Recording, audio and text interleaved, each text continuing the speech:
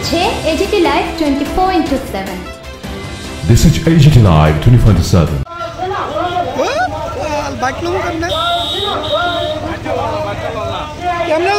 পদত্যাগ করতে হবে। জগন্নাথপুর চা বাগানের ধ্বংসে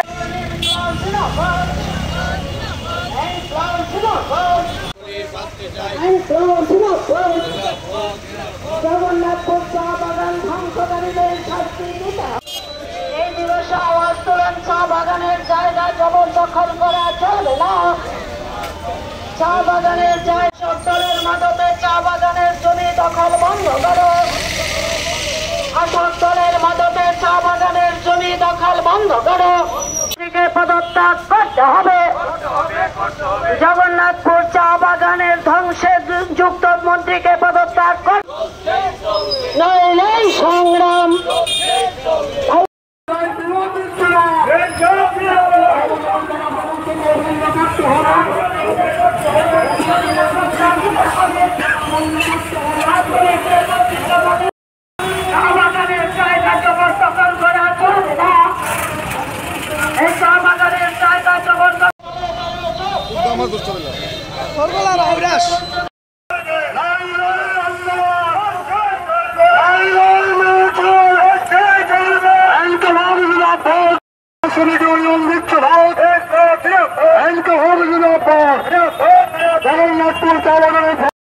চা বাগানের জমি দখল বন্ধ করো।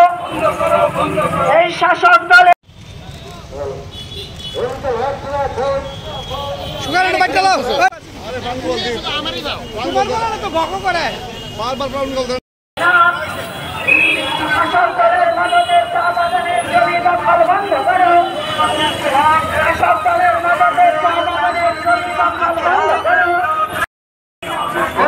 জগন্নাথপুর চা বাগান ধ্বংসে যুক্ত মন্ত্রীকে পদত্যাগ করতে হবে।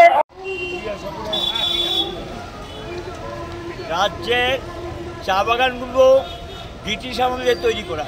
বামফ্রন্টের সময় কিছু ব্যক্তিগত চা বাগানের মালিক, সমষ্টিগত কিছু চা বাগানের মালিক হয়েছে এবং বাগিচা শিল্প রাজ্যের একটা অন্যতম শিল্প, কর্মসংস্থান সুযোগ হয়। চা বাগানে যারা কাজ করে সবচেয়ে গরিব অংশের মানুষ। এখানে লক্ষ্য করা গেল, ওরা সরকারে আসার পর চা বাগানগুলো যে জমি হস্তান্তর করা যায় না, একদম পরিষ্কার আইন আছে, চা বাগানের জায়গা অন্য কাজে হস্তান্তর করা যায় না। বামফ্রন্ট সরকারের সময় যারা আজকে সরকারে, তারাই কয়েকজন এমএলএ চিৎকার করেছিলেন চা বাগানে খালি জায়গায় কেন রাবার বাগান করা হয়েছে, এ নিয়ে খুব হইচই করেছিলেন। এখন সেই চা বাগানের জায়গা যেমনি খুশি এমনি দখল নিচ্ছে, যা খুশি তা করছে এবং চা বাগানের জায়গার মধ্যে দেখা যায় একজন মন্ত্রী লিখিতভাবে চিঠি দিয়ে বাগানের জায়গা, বেসরকারি বাগানের জায়গা হস্তান্তর করার জন্য বলেছে। পারে কিনা? আইন বিরোধী কাজ একজন মন্ত্রী করতে পারে? কিন্তু আইনে নেই, চা বাগানের জায়গা অন্য জায়গায় অন্য কাজে লাগানো যায় না। আবার মন্ত্রী পেটে তিনি দিয়ে দিলেন। কেন সেখানে বাগানের জায়গাটা দেয়নি? রাতের অন্ধকারে বুলডোজার লাগিয়ে এখানে প্রচুর চা বাগানের গাছ ধ্বংস করে দেওয়া হয়েছে, ড্রেন করে দিয়েছে, রাস্তা ক্ষতিগ্রস্ত করেছে। জায়গায় জায়গায় এভাবে বাগানের জায়গাগুলো তারা দখল করছে। এখানেও মৌনপুরে জায়গায় একটা নবোদয় স্কুল করে 15 একর জায়গা নিয়ে গেলেন মৌনপুর চা বাগানে। এখানে একটা নার্সারির নামে আরও প্রায় কয়েক একর জায়গা তারা নিয়ে গেলেন। এগুলি সব চা বাগান ধ্বংস করে এটা করা হয়েছে। আরেকটা জলাশয় নির্মাণ করা হয়েছে। কী করে করেন? কালাছড়া চা বাগানে সেখানে গিয়ে এখানে যারা জমি বিভিন্ন এই মাটি টাটি এনে বিক্রি করে বাগান ধ্বংস করে এখান থেকে জোর জব্বরি করে বাগানে মাটি নিয়ে আসছেন। এভাবে রাজ্যে বিভিন্ন জায়গায় বলে শেষ করা যাবে না, বাগানকে ধ্বংস করে দিচ্ছেন, বেআইনি কাজ করছেন। এটার বিরুদ্ধে আমরা প্রতিবাদ করেছি, আগেও জানিয়েছি সরকারকে, কিন্তু সরকার এটা টর্ন অফ করছে না। বাধ্য হয়ে আজকে আমরা রাস্তায় নামলাম। আমাদের পরিষ্কার বক্তব্য, বাগানের জায়গা বাগানকে ফিরিয়ে দিতে হবে, এই বেআইনি কাজ করা যাবে না।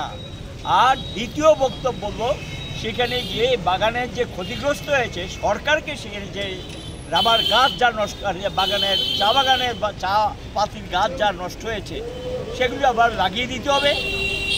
আর যা করেছে যারা এটার সঙ্গে যুক্ত, যারা এই জবরদখল নিয়েছে, জমি জবরদখল নিচ্ছে, লুটপাট করছে, তাদের বিরুদ্ধে সরকার কঠিন এবং কঠোর ব্যবস্থা গ্রহণ করতে হবে। সরকার এই দায়িত্ব এড়াতে পারে না, সরকারকে এই দায়িত্ব নিতে হবে এবং এর প্রতিবাদে এই গরিব বাগিচা শিল্পের সঙ্গে যুক্ত শ্রমিকদেরকে রক্ষা করার জন্য আমরা রাস্তায় নামতে বাধ্য হব।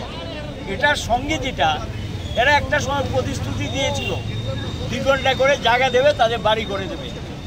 ভোটের আগে ঢাকঢোল পিটিয়েছেন, পায়নি, বাড়িও করে দেনি, খাওয়ার জল নেই, বিদ্যুৎ নেই, মজুরি পায় না, রেশন পায় না, মানে চিন্তাই করা যায় না যে অবর্ণনীয় একটা অবস্থা।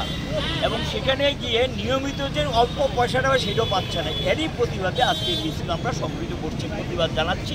শ্রম দপ্তরে গিয়ে গণঅভিযান দেওয়া হবে।